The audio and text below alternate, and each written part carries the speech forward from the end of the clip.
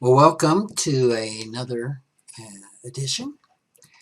And to pick up a little bit where we left off last week, I want to continue to talking about emotions and money. Last time we talked a lot about feelings and how those play into making really good financial decisions. Um, Today I want to talk about, what do you do when you find yourself in a state of being financially stuck? Now, stuck is not exactly a professional word, but I think it's a word that all of us can relate to. I think all of us have been stuck in some form or fashion at least once in our life. I know I have. And I took a look in the dictionary for the definition of stuck. And one definition was that it's uh, describing something that is frozen or fixed in a place and can't be moved. I think that's pretty reasonable description. We can be stuck in almost any financial task. We can be stuck around earning more money, kind of feeling we're stuck in a job that is going nowhere. We can feel stuck in our economic situation as if we don't have any choices. We can definitely get stuck around estate planning. I see this all the time. And probably the most common place to be stuck around estate planning is a couple that has children, and they just can't agree on who would be the guardian if both of them were taken. And sometimes the will never happens, the estate plan never happens because of being stuck around that issue. We can be stuck in drawing up powers of attorney. Who's going to make financial decisions for us if we can't? Who's going to make health decisions for us when we can't? We can definitely be stuck around investing. We can be stuck in taking too much risk, kind of perhaps in a way being addicted to the risk. We can be stuck in not taking enough risk and just seemingly not able to get out of that particular place. We can be stuck on being dependent on another person or organization or government entity for our existence. We can get stuck around reducing expenses. I'm just stuck. I can't find anything to cut or reduce. We can get stuck on setting up a retirement plan or setting up some type of a savings plan. I mean, I suppose I could spend the whole half hour here going over all the places that we can get stuck. And I came up with another definition of being stuck, which really is just an adaptation of a definition of insanity. So I'm thinking that another definition is when we do the same thing over and over, expecting different results, but getting the same result. That is stuck, like treading water, right? If you've ever dog paddled, that can be a good example of being stuck. I think budgeting is a really good example of how we get into these places. We can resolve, for example, with a budget, we can resolve to go on a budget and things go great till the third week of the month and Johnny breaks his arm, ends up in the emergency department. Budget's blown.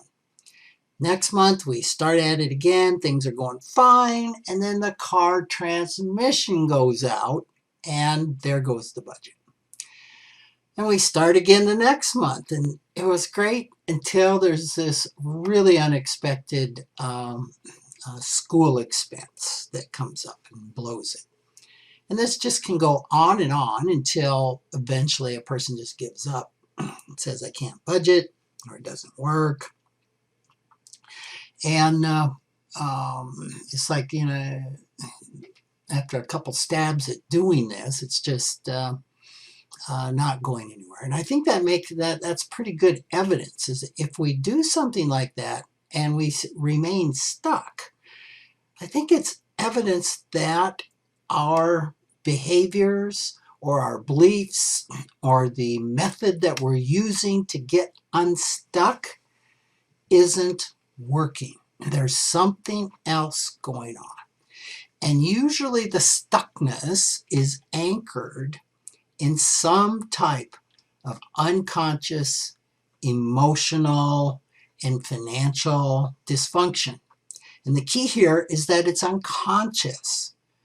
We don't know what we don't know, and we just keep doing it harder with the same result. It's kind of like my money script that you got to work hard for money. And it used to be when the money didn't, when I worked hard and the money didn't come in, what was my solution? Well, then work harder. And oftentimes that doesn't work. Another thing that pops to mind is if you've ever been stuck, your car has ever been stuck. Living in South Dakota, usually if my car gets stuck, it's stuck in a snowbank. Back in the days when my only office was at my office about 3 miles away, and that's the only place I could work efficiently was there, and I would be pretty courageous in boondocking over snowbanks to get into the office. Of course, with the pandemic, I don't need to do that anymore because I have a wonderful home office. But I digress. Think about when your car gets really stuck, or your truck in mud or a snowbank, right? There comes a point where we decide we're stuck. You rock it, you do everything do all that you can, and you have this realization, nope, I'm not getting out without some help. So we call for help, right? And we don't think, usually I don't think we think anything of it. There might be a little embarrassment, a little shame, depending how the stuck happened, but usually not enough to where we just abandon the car, right? And say, nope, I am not calling for help. Oh my God, what will people say? So I've always said the same thing. When we get stuck financially, we need to enlist the help of someone, a trusted friend, a financial mentor, a financial planner, a financial therapist, somebody that can help us get unstuck. And yet, calling a tow truck is exponentially easier than calling a financial professional for some help. The shame associated with being stuck in a vehicle is far less than the shame associated with being financially stuck. So, why is that? Why are we so willing to call for help in one situation but not another? Well, most of us feel a ton of shame that something is wrong with us if we don't do money well. We don't have that same shame if our car's stuck. But if we don't do money well, the money scripts we have, what society tells us, is there's just a ton of shame. There's this idea that something's wrong with us. We must just be terminally stupid. So we don't call for help. We hope the problem goes away. or we try to figure it out ourselves. And that's typically the place that I go to. Um, maybe not so much with money, but certainly emotionally, right? And we know, obviously, this podcast is about the relationship between emotions and money. So I'll tell myself, okay, I got to find the right book. I've got to find the right video. Maybe I can find something on YouTube. And maybe I can cure myself without involving somebody else, right? Let's reduce the shame. I won't have to bring in a third party to let them see how terribly messed up that I am. And maybe this will work. So I love to read, and I hated therapy because that was a sign something was broken with you. I didn't want to do therapy, so I tried to read myself to emotional wellness for years, and it doesn't really work. And the same thing can be true of financial wholeness too. You can try for years, and if it is emotionally anchored, reading ourselves to wellness around money is just not going to work. So let's just say it's highly unlikely. You can think of it in a way like playing golf or playing baseball or playing basketball. Highly unlikely that a person's going to read a book and be able to go out and execute perfectly on doing any of those sports. And typically, even when you've read the book, you need a coach. You need a coach to personalize it to your situation. So I think becoming emotionally and financially whole and developing well-being in those areas just doesn't happen in a vacuum whatsoever. I'm thinking of a client that I had that was just beating herself up and feeling a ton of shame because her business wasn't making a profit. And I asked her, how long have you been in business? And she said, well, I've been in business for 6 months. And I don't want any of my peers to find out I'm not making a profit. Well, I thought, how about that? I asked her, well, are you taking a salary out of the business? Because usually people equate profit with salary, especially small business owners. They'll say, I made a profit of X last year. Well, really, that was their salary. She says, yeah, I'm taking out a salary. It's a little low, but there's still nothing left for profit. And she just felt so much shame. She was telling me this. And I asked her, well, would you like a little information? I actually asked her if the part of herself that was beating her up would like some information. And she says, yeah, I would like some information. And I told her it usually takes a business 3 to 5 years to become profitable. And of course, some small businesses never become profitable. Even large businesses never become profitable in that period of time.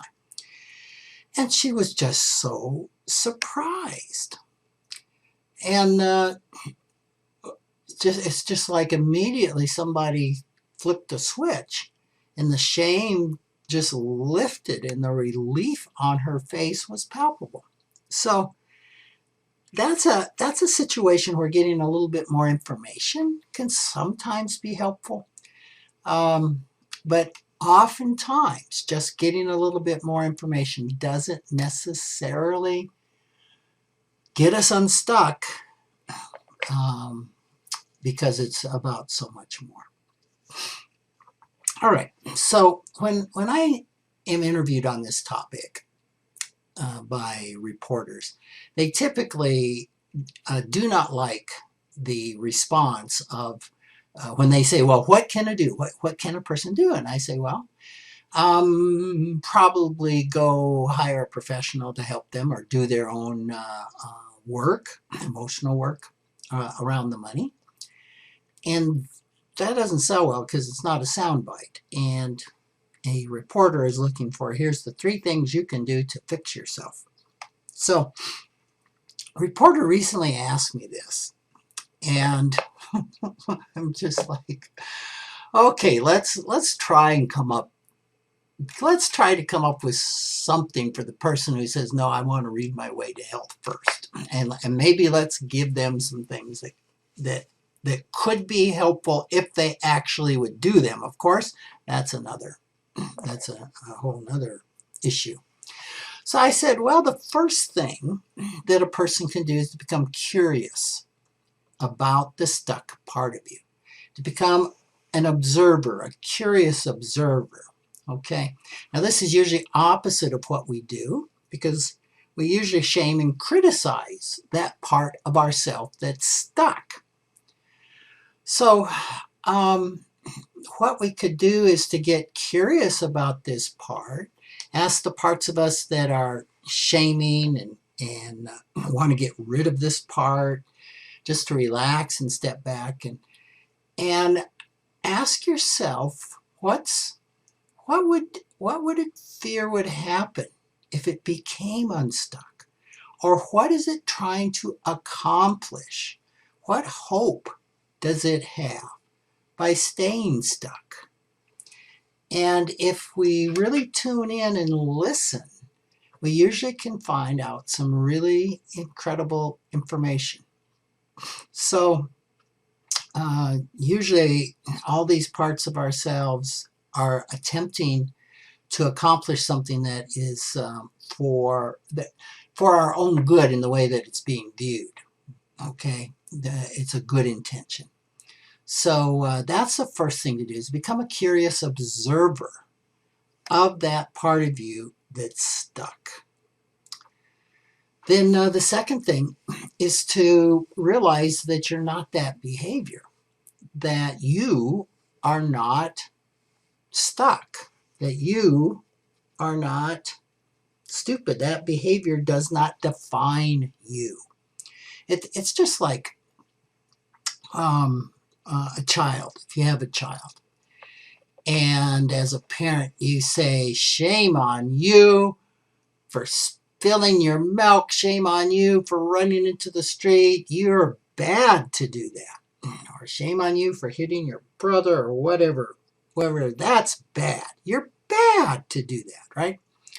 Now that's really damaging language, because what a child hears is they are bad, not their behavior is bad. It took me a long time to understand this, and words matter. You might say, oh, come on, that's wrong.